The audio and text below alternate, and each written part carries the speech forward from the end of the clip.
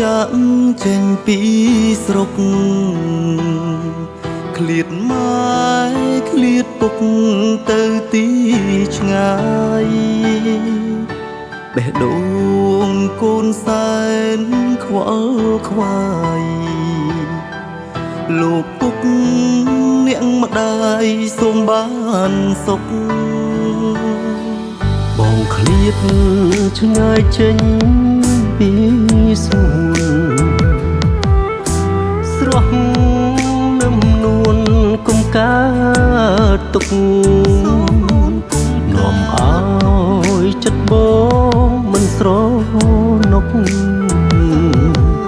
គុំកើតទុកអីណាអូនសូមគោរពបងប្អូនញាតិមិត្តទាំងប្រុសទាំងស្រីវ៉ាលីទាំងពីរនៅជាប់នៅនឹងដៃគុណលុតចង្គង់សំពះពុកម៉ែដល់ដីអោបលាយទឹកភ្នែកប្រាប់ពុកម៉ែថាកុំភ័យមួយពព្រិចភ្នែកស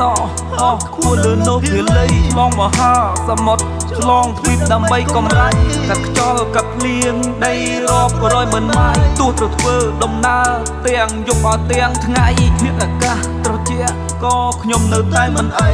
ដើម្បីជីវភាពអនាគតដ៏ថ្លាថ្លៃ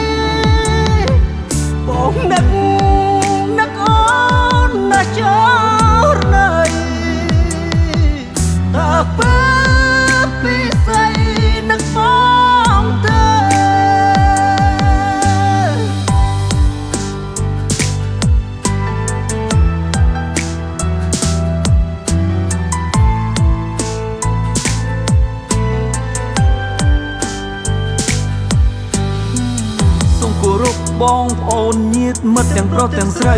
វ៉ាលីទាំងពីរនៅជាប់នៅនឹងដៃ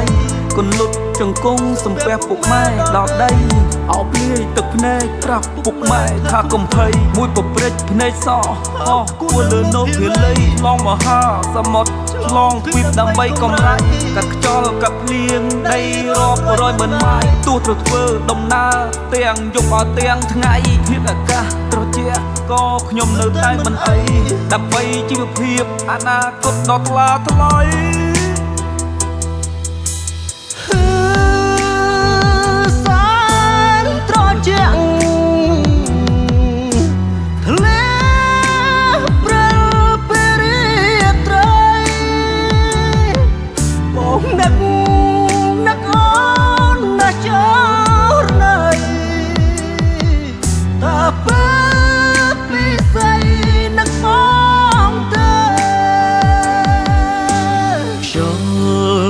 ជាធ្លាក់ពីជើងភ្នំធ្វើឲ្យរូបខ្ញុំនឹកស្រណោះស្រុកកំណើតដ៏សែនស្រស់3 ឆ្នាំហួងផុតវិលជួបអ្នក